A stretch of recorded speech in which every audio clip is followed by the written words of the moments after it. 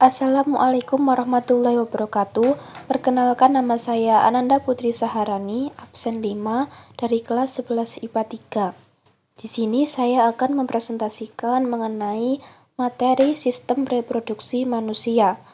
Sistem reproduksi yaitu sistem yang menghasilkan gamet jantan atau betina agar makhluk hidup dapat menghasilkan keturunan berikutnya melalui fertilisasi. Ada beberapa pokok bahasan. Yang pertama yaitu struktur reproduksi laki-laki. Bagian atau organ reproduksi laki-laki yang pertama yaitu testis. Testis ini berfungsi memproduksi sperma dan hormon testosteron melalui proses spermatogenesis. Bagian ini terdiri dari tubulus seminiferus, sel sertali, dan sel Leydig. Tubulus seminiferus merupakan tempat terjadinya spermatogenesis. Sedangkan sel sertali menghasilkan hormon estrogen dan nutrisi bagi spermatozoid serta merangsang spermiasi, sementara sel Leydig menghasilkan hormon testosteron. Lalu ada epididymis, yaitu saluran berkelok-kelok dalam skrotum yang keluar dari testis, berfungsi sebagai tempat pematangan dan penyimpanan sementara sel sperma hingga dewasa, motil, dan fertil. Sebagai catatan, saat eksitasi seksual, otot polos dinding saluran berkontraksi dan mendorong sperma masuk ke fase deferens. Lalu ada fase deferens. Ini merupakan saluran yang mengarah ke atas dan lanjutan dari epididymis berujung pada kelenjar prostat. Fungsinya yaitu untuk menyalurkan sperma menuju vesikula seminalis atau kantong semen. Kemudian ada saluran ejakulasi. Ini merupakan saluran pendek penghubung vas deferens dengan uretra. Fungsinya untuk mengeluarkan sperma menuju ke uretra. Kemudian uretra. Uretra ini saluran reproduksi terakhir yang berfungsi sebagai saluran kelamin dari vesikula seminalis dan saluran urin dari kantong kemih. Selanjutnya yaitu vesikula seminalis atau kantung mani. Saluran ini berjumlah sepasang bermuara ke saluran ejakulasi. Fungsinya menghasilkan cairan kental kekuning-kuningan bersifat basa yang kaya akan fruktosa untuk sumber energi dan memudahkan gerakan sperma, mengandung mukus, enzim koagulasi, asam askorbat, dan prostaglandin. Lalu ada kelenjar prostat.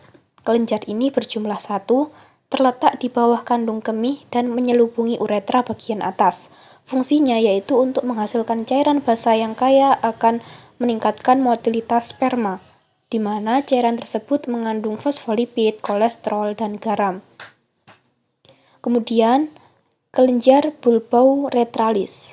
Kelenjar ini berjumlah sepasang, ukuran dan bentuk menyerupai kacang polong, berhubungan langsung dengan uretra. Fungsinya menghasilkan cairan bersifat basa yang mengandung mukus untuk pelumasan. Berikutnya yaitu penis. Penis ini merupakan alat persetubuhan atau kopulasi sebagai alat untuk memindahkan cairan sperma ke alat reproduksi wanita. Penis ini terdiri dari 3 bagian, yaitu glans penis, mengandung ujung saraf sensorik tertutup oleh kutub preputium dan diangkat melalui kitan atau sirkumsisi. Kemudian badan penis. Jaringan erektil berongga mengandung pembuluh darah dan saraf. Terdapat corpus caversonum dan corpus spongiosum. Kemudian bulbus penis atau akar penis.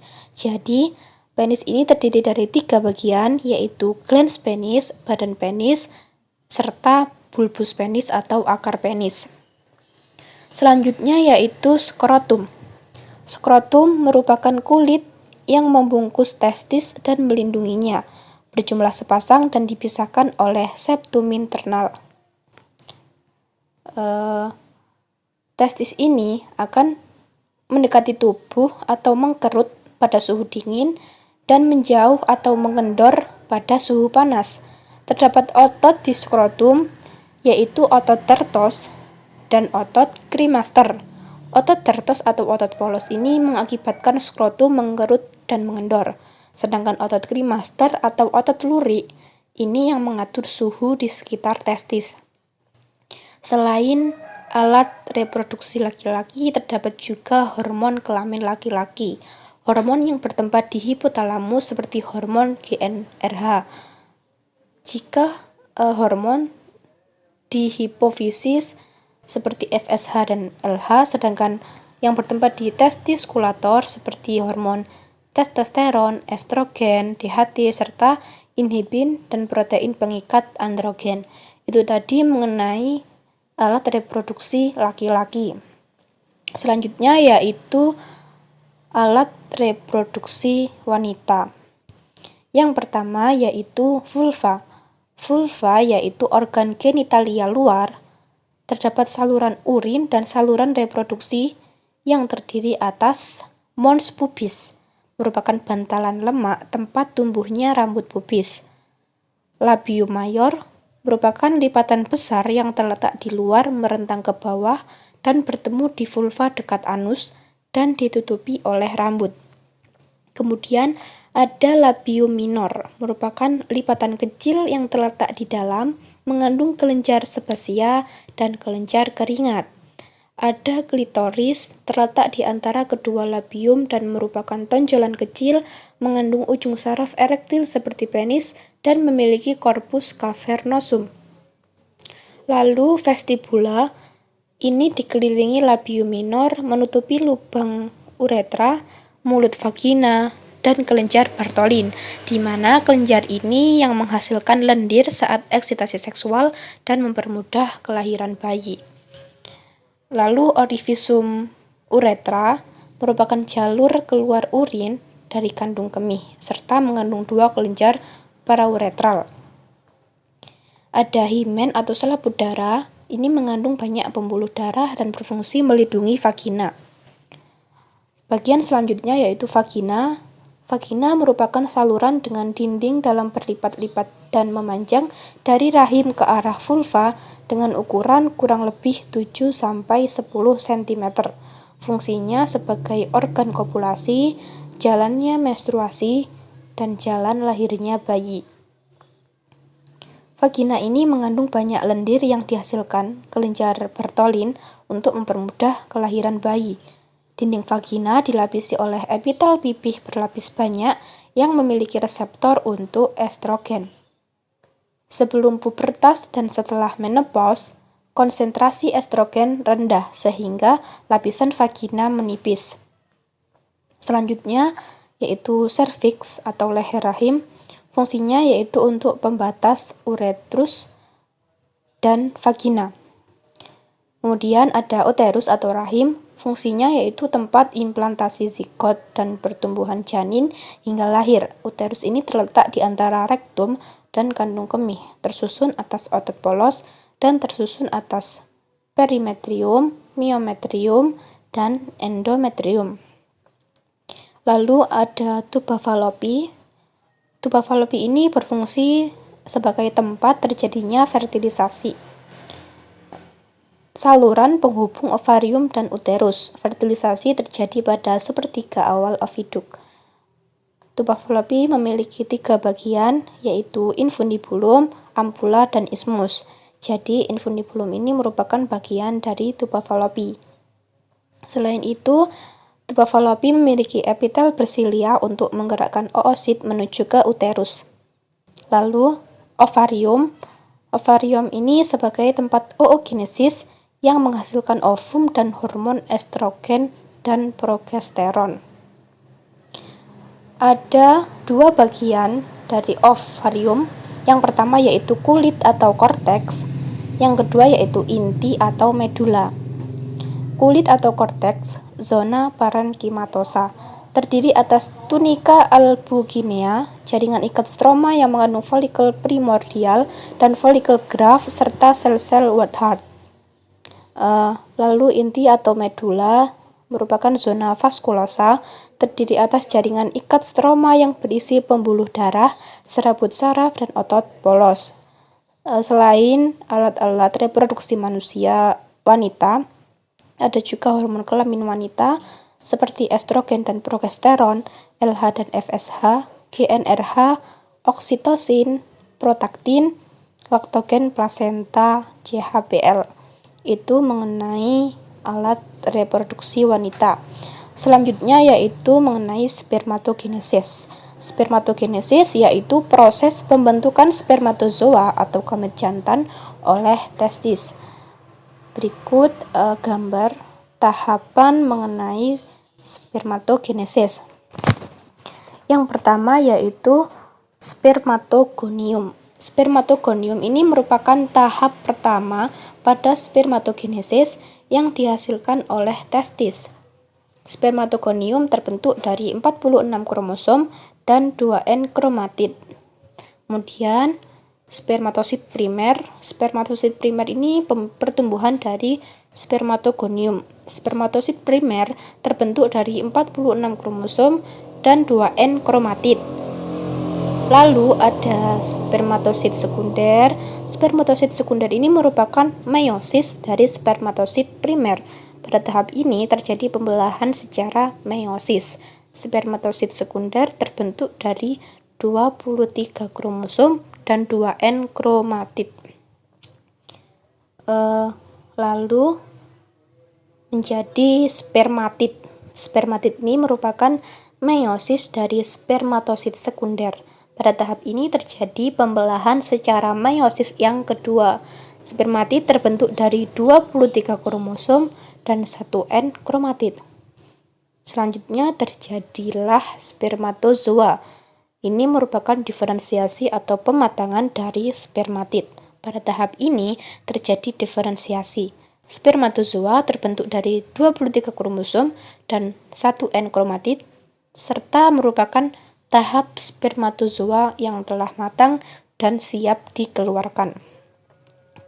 Selain tahap spermatogenesis, ini merupakan gambar struktur sel sperma.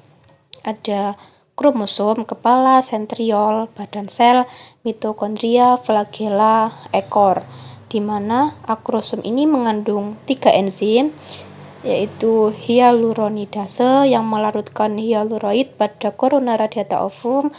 Ada akrosin, ini yang menghancurkan glikoprotein pada zona pelosida ovum. Ada antifertilizin, ini antigen melekatkan sperma pada ovum. Fungsi dari leher ini tuh mengandung mitokondria sebagai penghasil energi untuk pergerakan sperma. Sedangkan ekor ini untuk alat gerak sperma. Itu tadi mengenai skema spermatogenesis. Selanjutnya yaitu mengenai oogenesis. Oogenesis yang pertama yaitu oogonium atau sel induk telur kemudian akan matang dan bermitosis menjadi oosit primer. Oosit primer akan membelah secara meiosis tetapi hanya sampai fase profase atau tahap pertama mitosis. Pembelahan meiosis berhenti hingga bayi perempuan dilahirkan. Seperti yang sudah dijelaskan sebelumnya, proses oogenesis berlanjut ketika masa pubertas. Oosit melanjutkan pembelahan meiosis 1 yang menghasilkan 2 sel haploid yang disebut oosit sekunder untuk sel yang lebih besar, sedangkan sel yang berukuran lebih kecil disebut badan kutub primer. Selanjutnya, oosit sekunder dan badan kutub primer mengalami pembelahan meiosis 2. Pada tahap ini, oosit sekunder akan membelah menjadi 2 sel, yaitu sel berukuran normal yang disebut ootit dan 1 sel berukuran lebih kecil yang disebut badan kutub sekunder. Badan kutub primer yang dihasilkan bergabung dengan 2 kutub sekunder yang berasal dari pembelahan badan kutub primer, sehingga menghasilkan 3 badan kutub sekunder atau 3 badan polar. Kemudian, ootit akan mengalami perkembangan lebih lanjut sehingga menjadi ovum yang matang. Sementara ketiga badan kutub sekunder akan mengalami degenerasi atau hancur. Berikut struktur sel ovum. Struktur sel ovum ini terdiri korona radiata, zona pellucida, membran vitellina, nukleus, protein kuning telur atau sitoplasma, serta polosit. Itu tadi mengenai skema oogenesis.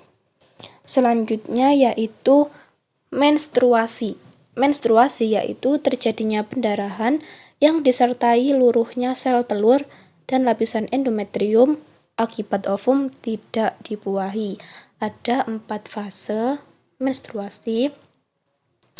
Yang pertama yaitu fase menstruasi. Fase ini berlangsung selama 7 hari dengan ciri estrogen dan progesteron turun oleh korpus luteum ini untuk memacu pembentukan FSH dan LH serta peluruhan endometrium dan ovum yang tidak dibuahi.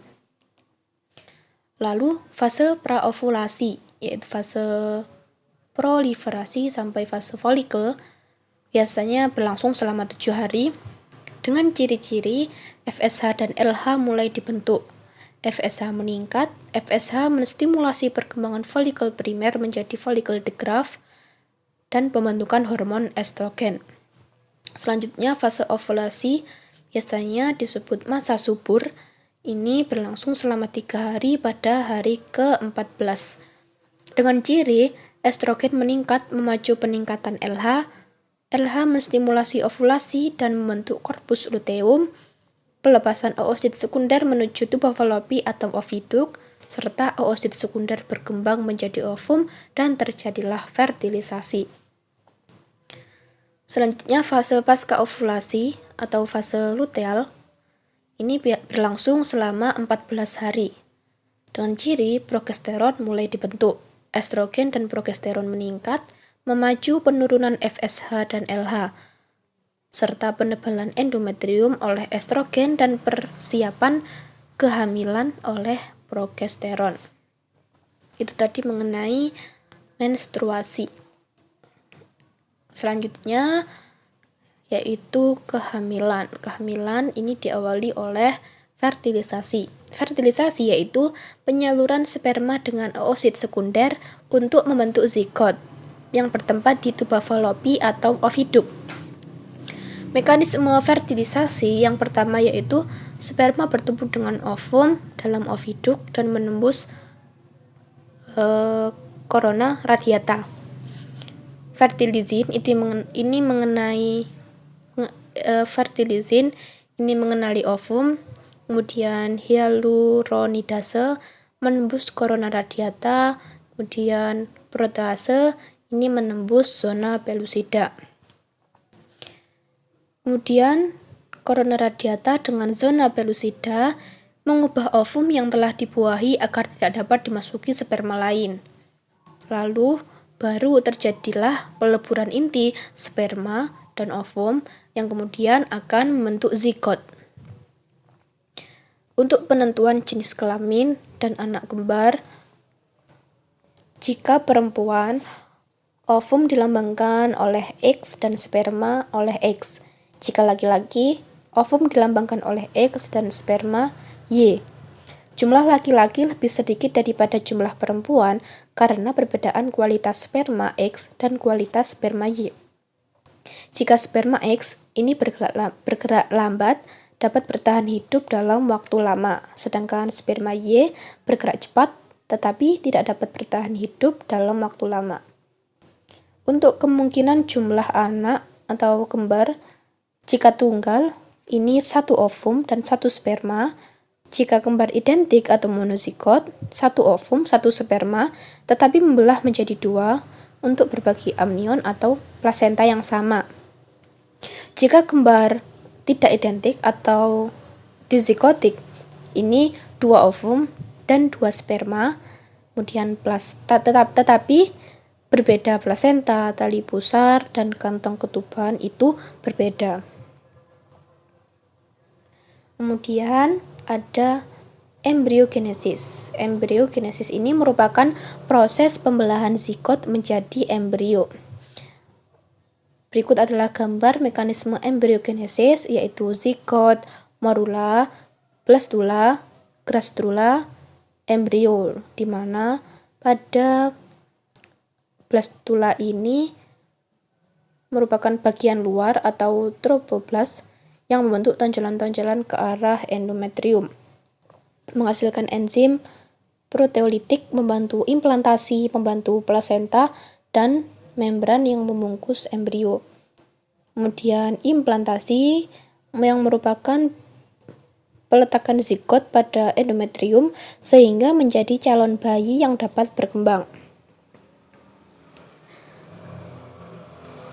Berikut gambar membran kehamilan, ada uterus, korion, amnion, plasenta, janin, allantois, saccus vitellinus, tali pusar.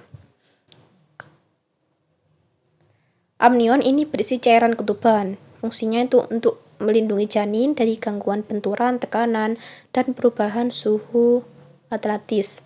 Kemudian bayi bergerak dengan bebas. Kalau kantong kuning telur atau saccus vitellinus ini pelebaran endodermis. Fungsinya untuk membentuk sel darah dan pembuluh darah, pertumbuhan gonad primitif embrio, dan mengangkut nutrisi. Lalu ada orton, ini penghubung pembuluh darah ibu dengan embrio, dan plasenta memberi nutrisi, pertukaran gas dan zat sisa antara janin dan ibu, serta mengekspresikan hormon HCG. Lalu organogenesis. Organogenesis ini merupakan proses pembentukan organ-organ dari embrio. Lapisan embrionik yang termasuk ektoderm, mesoderm, dan endoderm. Itulah tentang kehamilan. Kemudian ada kelahiran. Ini ada gestasi. Gestasi itu juga kehamilan, merupakan perkembangan embrio menjadi janin hingga kelahiran bayi. Tanggal kelahiran dihitung berdasarkan waktu haid terakhir. Perkembangan janin atau fetus ini terbagi menjadi 3 trimester. Trimester pertama yaitu bulan ketiga, ini dengan ciri pertumbuhan panjang tubuh yang cepat. Genitalia luar menjadi organ reproduksi. Pada trimester 2 yaitu bulan keempat sampai bulan keenam. Pada bulan keempat dengan ciri terbentuk karakteristik wajah. Bulan kelima dengan ciri pertumbuhan kaki dan lengan, kulit tertutup rambut halus, serta gerakan janin semakin cepat. Pada bulan keenam, kulit tampak berkerut dan kemerahan. Pada waktu trimester ketiga, yaitu bulan ke-7 sampai ke-9. Bulan ke-7, kulit berminyak, kelopak mata sudah tidak menempel. Jika bulan ke-8, indera sudah mulai berfungsi, sedangkan bulan ke-9, kepala menghadap ke serviks serta siap dilahirkan. Lalu lanjut ke partus atau persalinan. Ini proses kelahiran bayi. Hormon yang memengaruhi yaitu relaksin, estrogen, oksitosin, prostaglandin, dan CRH. Tahapan yaitu dilatasi serviks atau pembukaan biasanya. Serviks dipaksa melebar untuk jalan kepala bayi, memerlukan waktu 24 jam. Yang kedua yaitu kelahiran bayi. Bayi mulai bergerak melewati serviks dan vagina dengan ibu mengejan atau kontraksi uterus, memerlukan waktu 30 sampai 90 menit. Kemudian kelahiran plasenta. Uterus berkontraksi lagi untuk memisahkan plasenta dari momentum dan dikeluarkan melalui vagina dengan waktu 15 sampai 30 menit. Kemudian ada laktasi, ini merupakan proses produksi, sekresi, dan pengeluaran ASI. Hormon yang berperan yaitu estrogen, progesteron, HPL, prolaktin, somatomamotropin, korionik, serta oksitosin. Untuk ASI ini biasanya keunggulannya yaitu mengandung ASI, mengandung nutrisi lengkap, lebih bebas dari kontaminasi bakteri, mengandung enzim lipase untuk mempermudah penyerapan sari makanan. Itu mengenai kelahiran. Berikutnya yaitu tentang program keluarga berencana atau KB.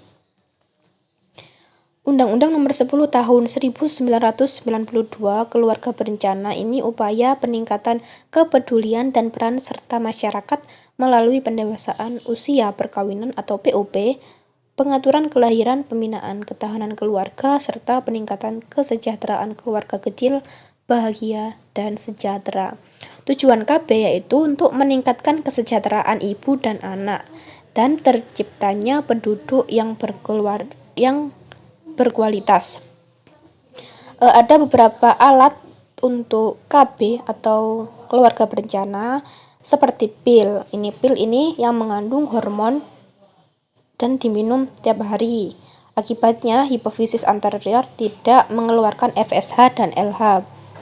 Kemudian ada suntikan Depo-Provera, yakni suntikan progesteron seperti steroid dilakukan 4 kali setahun.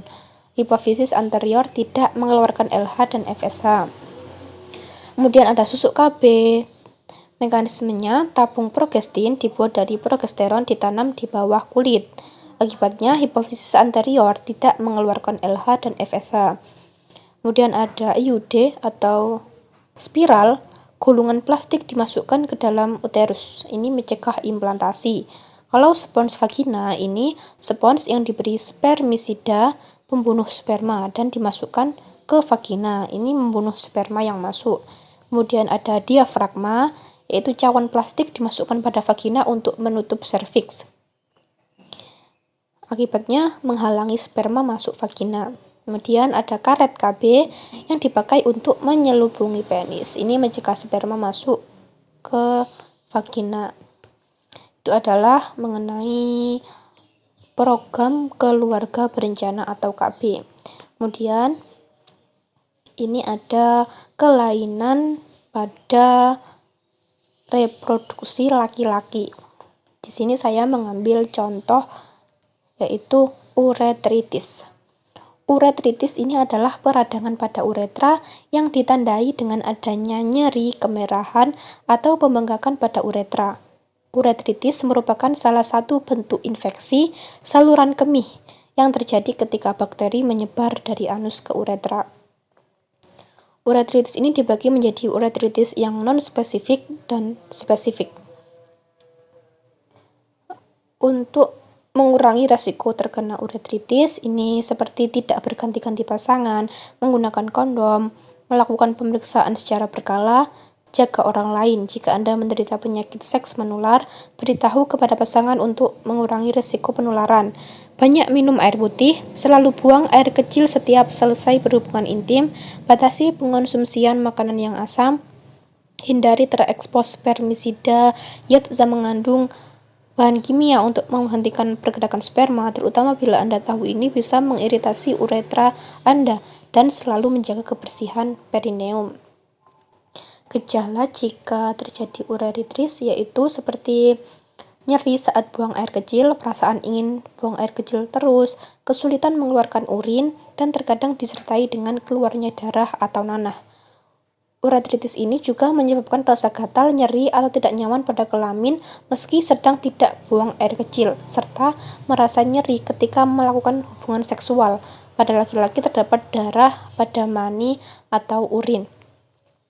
Untuk penyebab dari uretritis ini kebanyakan kasusnya itu oleh infeksi bakteri yang masuk ke uretra dari kulit di sekitar area tersebut.